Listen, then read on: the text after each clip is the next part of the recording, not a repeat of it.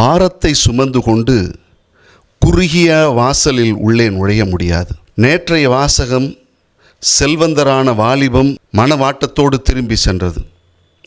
இன்றைய வாசகம் செல்வம் மனிதனை எப்படியெல்லாம் கட்டுப்படுத்துகிறது என்பதை குறித்து.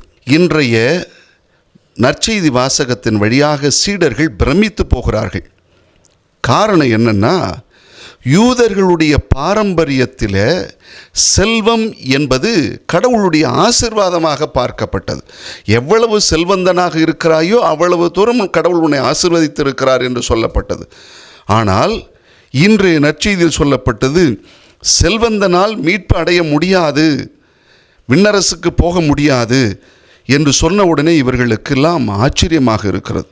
அதோடு மட்டுமல்ல, அவர் கொடுத்த உதாரணம் அது இன்னும் வியப்பூட்டக்கூடிய நிலைமையில் ஒரு ஓமையை கொடுக்கிறார். ஊசியின் காதில் ஒட்டகத்தை நுழைப்பது என்பது போல. இது ஒரு அதிர்ச்சியூட்டும் ஓமை.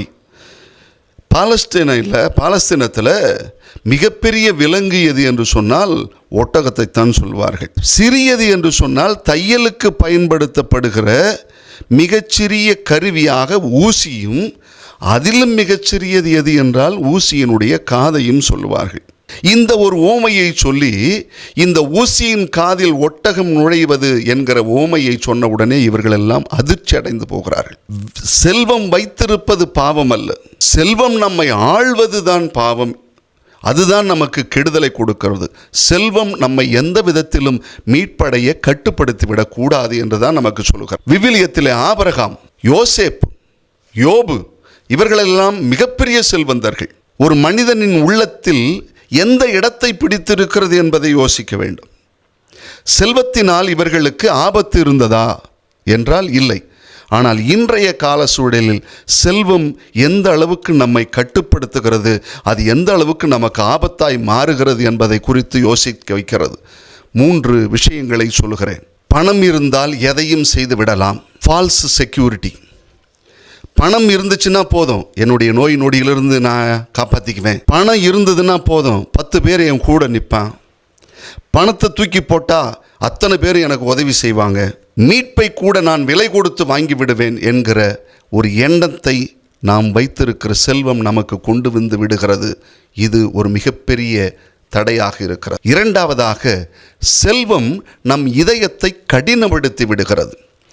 பிறர் நலனின் மீது அக்கறை எடுத்துக்கொள்ளாத தன்மை, பிறர் வாழ்வுக்கு கொஞ்சம் கூட உதவி செய்ய முடியாத இதய கடினத்தை கொண்டு வந்துகிறது.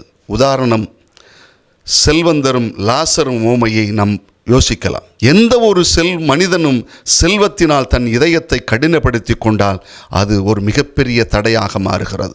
3வது, செல்வமே சிலருக்கு தெய்வமாக மாறிவிடுகிறது.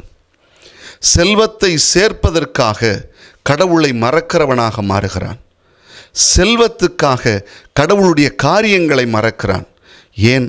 செல்வத்துக்காக தன்னுடைய ஆன்மீகத்தையும் மறக்கிறான்.